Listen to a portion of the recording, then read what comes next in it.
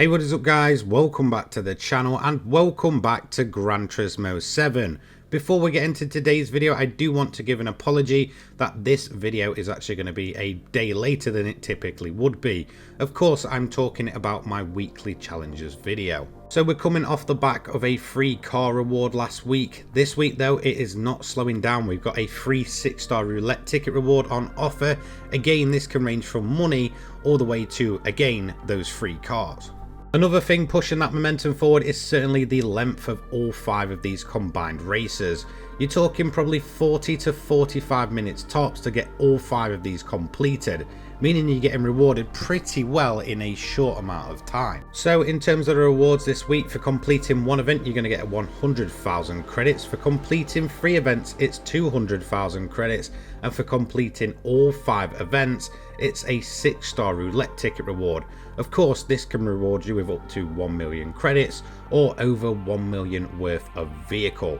Really not too bad at all. Next up, let's look at the events themselves. First up is Trial Mountain Circuit with the Japanese 4-wheel drive challenge 600.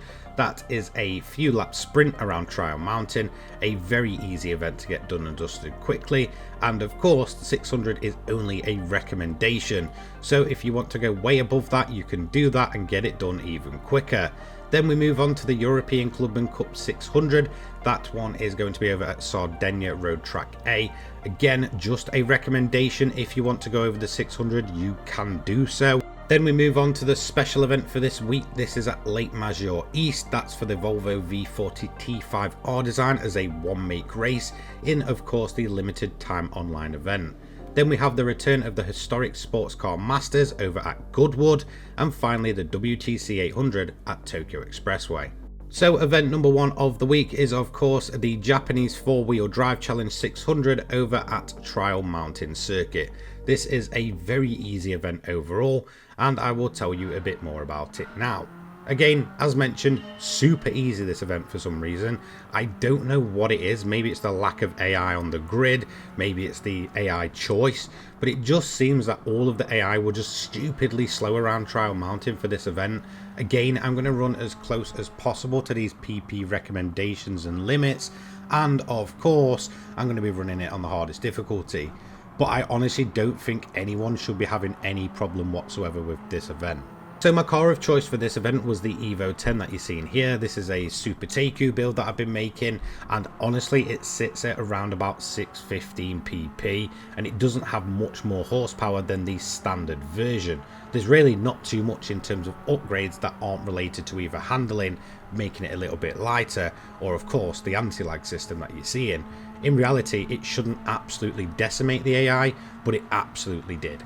I cannot put my finger on what it was with them. They just seemed really inconsistent around Trial Mountain, which isn't really something that I can typically say about the AI. Quite often they're fairly consistent around here. It just seemed like the 600 4-wheel drive cars from Japan just weren't that. Anyway, I don't think anyone should have trouble with this event. You should get this one done and dusted nice and easy. As you can see, we finished up with a fairly sizable gap in the end, and that is going to give us tip number 1 for the week, 30,000 credits with the clean race bonus, a day 1 event, so not very high in terms of the payout, and of course to make it a little bit sweeter at least is going to be 100,000 credits on the credit ticket for 1 event. Second event of the week is of course the European Clubman Cup 600. Again, another day 1 event, so this one won't feature the likes of the Alpha GTM. However, I will be using it for this event, so of course we're going to bring cheating back to the Clubman Cup 600. Let's head over and have a look at the event. Honestly, it's a super easy event. This being a GT7 day 1 event, of course it does feature those very frustrating issues, just the fact that the AI of the grid is relatively small overall and insanely spread out. Whilst a lot of these cars would come back in later editions where it does seem a lot more refined, in terms of this event, things like the Mercedes will be way up the grid in comparison to anything else near the back. There's just no real competition considering these spread amongst cars. The main thing you're really going to have to worry about is actually just chasing down the leader. At that point, once you pass them, I don't think you're going to have any issues at all. So just go ahead and work your way through the different groups of cars. Most of them towards the back are going to be relatively slow. Again, with the mid pack, relatively slow overall. And then of course it's just a case of chasing down the front runners. Again, a massive mixed bag of vehicles, some being able to keep up and some just being an absolute walkover. Again, if any car is going to give you an issue, it's probably going to be the Mercedes that typically seems to lead the way for this event. Once you've chased him down, get past him and pretty much you are home free. In terms of the cars that you want to use, in all honesty, I would just recommend something with a ton of straight line speed. There's some very quick sections here where you can make very short work of a lot of the AI. Again, some of the corners very tight and twisty, so I do recommend just doing a bunch of your overtaking on the main straights and you shouldn't have any real issues at all. At the end of the 3 laps, we had a 14-second gap to the rest of the AI. Job done, tick number 2 of the week for this one. In terms of the reward though, again, not too good being a day 1 event, 37,500 credits with clean race bonus and 9.8 miles added on to the daily marathon. Event number 3 of the week is the special event for the Volvo V40 T5R design over at Lake Maggiore East. In terms of this event, again, it is super simple. There's no PP limit in place, so you can go as fast as you want. The only requirement is it must be a V40. And honestly, that is the way that I'm going to go with the event. I just wanted to get this one done and dusted. In my opinion, the V40 special event is the weakest one that we've seen in recent times. It's just pretty boring overall, and I'm not a huge fan of the car or the way it drives. Again, tuned it can be good, but this is just a fairly boring event. A lot of the AI aren't necessarily standard, however it's a mixture of what seems to be stock versions and slightly modified cars. So if you do want a close enough race, then honestly just put a few slight upgrades to your V40 and it should be relatively competitive overall. Again, I'm not going to go that way just because I'm not a massive fan of this event and I wanted it done and dusted as quick as possible. Mix that with probably one of my least favourite circuits in Gran Turismo 7, that being Lake Maggiore on pretty much any layout, and honestly I just really wanted to get through this one. You shouldn't have any real issues.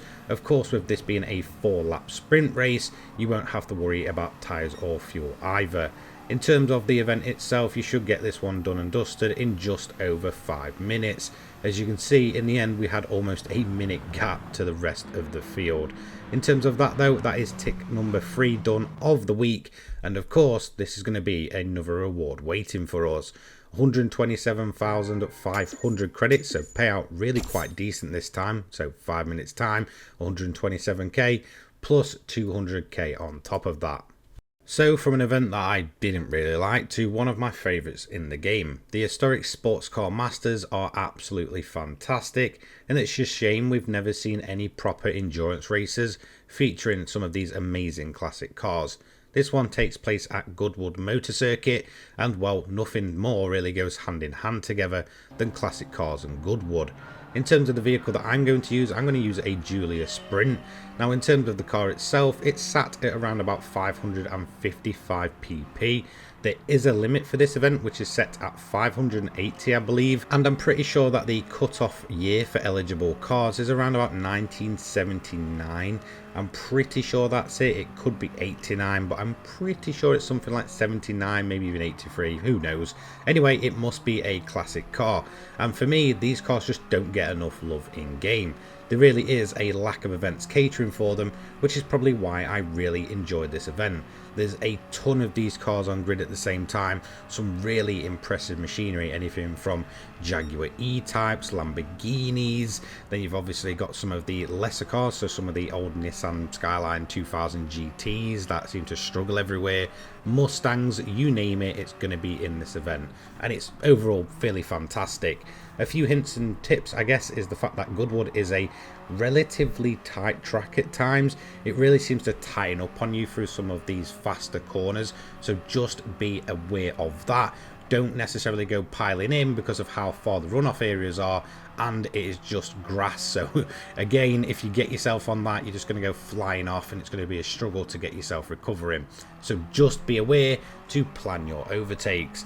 Now in all honesty, the Giulia I'm using here doesn't have much in terms of top speed.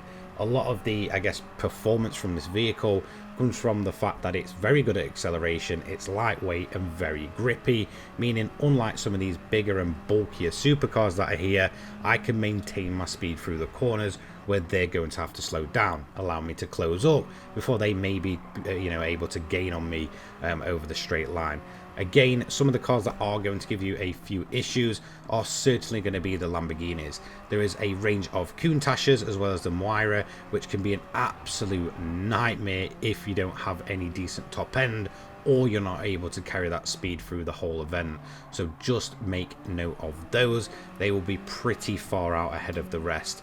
In the end, we end up with a 5-second gap and we do end up lapping one of the older Skylines.